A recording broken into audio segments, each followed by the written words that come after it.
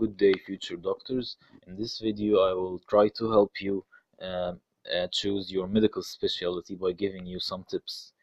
Okay, the first thing and the first tip I will give you is you will find some people from the first year or from their high school who know exactly what specialty they want, and they some people choose it and they continue in it and they are successful and live a happy life. Okay, but you do not have to be this person. Not everyone has to be like that. This is not the correct way or the intended way to choose your specialty. So if you by your foundation year or internship year you still don't know what you want, this is also natural. Okay, the second group of people is the people that by their third, fourth, fifth year they know what they want. Okay, also you don't have to be this person. The last group of people who during their rotations in their internship year or foundation year they have a click moment at the first or second day from starting a new rotation, like, okay, this is what I want to do for the rest of my life. And also this is great, but if you didn't have that moment, this is also completely natural. Okay, so this video is ideally for the rest of you people who are not any of the previous groups I have mentioned. Okay, so to start off, we will lay down some sectors or core key elements to help you decide. Okay, the first thing is working hours. The second one is money. The third one is status. The fourth one is impact. And the fifth one is stress. Okay, so ideally, you want a specialty that has all of the benefits and none of the bad stuff. But this is real life. It's not like that. The specialty that has a lot of money, that makes you a lot of money, might have a lot of working hours and might be very stressful. So to decide, first you have to know yourself. The best way to do this is during the internship or foundation year. This is the key and critical point at the life of any doctor. First, it for the rest of your life, any knowledge outside your field will be gained from this year. So you have to really work your heart out during this year. It will also help you discover things about yourself, like how good are you in stressful situations? How good are you during long working hours? How does like working in the ER affect your personal life and personal time? So you have to know yourself how much important is money to you compared to time. Some people value more money over time, but some people personal time is invaluable to them, so they choose to have much more free time over money. So they will take the specialties that have low working hours versus the ones that have a lot of money. Um, you cannot take both. You cannot take very high money, very low working hours, and no stress. Something like ER. Okay, ER it makes good money. It has very high impact, in my opinion, and everyone you ask will say that it has very high impact, but it's very stressful. It's very stressful. So if you're a person who is not good in stress, or the stress affects his life, this is not the choice for you. Okay, so the second point I want to raise is impact. Okay, so during also this the foundation year or rotation year, you will come to the point where you will find out that your quality of life is opposed to the patient's quality of life. So the more you improve the patient's quality of life, in the process, your own quality of life might go down in the form of working hours, stress, like, and the new term they use now is the burnout. Yes, okay, burnout. So the more you impact, or the more you are in an impactful position to the patient's life and quality of life, the more you are likely to suffer from burnout.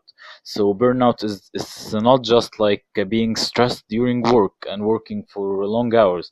It's after you finish your shift or your day, you feel burned out. You're really tired. You're really stressed. You feel blank. You're in your mind. You're just in a blank state, and you just want to lay down till the next day. So this is not, you're just not having a low quality of life during your shift.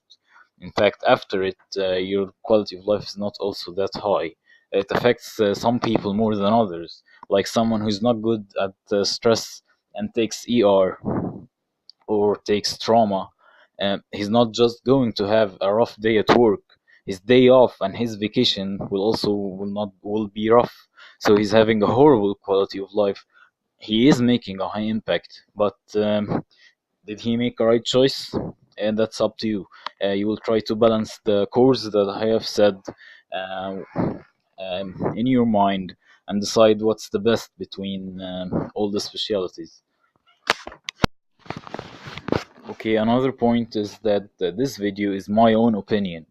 Every person you ask will tell you his own opinion, no matter how old he is or how much experience he had. Everyone shares his own opinion, so you have to accumulate many opinions from many different people, uh, and not just trust one person, because that one person might be wrong. He might be telling a personal story and not something applicable to everyone worldwide. Okay, the next tip I will tell you is you have to try it. You have whatever you're thinking, you have to try it first. So, as have said before, the internship year or foundation year or rotation year is the most valuable year you have. So, if you are thinking of trying any specialty in your free time, if it's not in your rotation schedule, you can go there volunteering for to do work. They will never say no, and see the thing firsthand. Like I always liked ER during studying, and even when I read extracurricular books, I always liked ER and trauma. But when I tried it in my foundation year, it was really rough for me. Stress was not good for me at all during my work, and even the day after, and even the day when I am going to work. Before going to work, I'm really stressed out. So I didn't know that before. Like by reading and on paper, oh, ER is fascinating, it's fabulous, it's glamorous. I want to be an ER doctor. But when I tried it, it's an entirely different story. So this is what you do if you're thinking about a specialty, you have to try it. If you're not going to, if you cannot do that, the least you could do is you ask the doctors in the specialty, young and old, because the youngsters might have a view different than the old ones. So you have to ask the young interns, the residents, and you also have to ask the MDs and consultants in the specialty, and not ask someone from another specialty about that specialty. Okay, so the next step, if you're still undecided, um, an easy way is to decide, are you a person who values money or time? Another way is deciding, are you a person who wants something surgical or medicine, like internal medicine, nephrology, and something like scientific and not surgical? And the third thing is stress. How important is a stressful specialty or a non-stressful specialty to you? So by deciding like, okay, I'm a person who wants to be a surgeon, so this limits you to only the surgical specialties. If you're someone who will not work with a knife, then you only decide between the non-surgical specialties. Same is with the other things. Okay, the last tip, if you're entirely clueless and by like the end of the foundation and internship year and asking everyone and trying everything and reading about all the specialties, you find like it's all the same, I cannot find what I want, then an easy and safe bet to make is you pick the highest pay with the lowest working hours. It's different from one country to another. Dermatology always seems to be up there. Radiology seems to be up there. Ophthalmology might be there in most of the countries.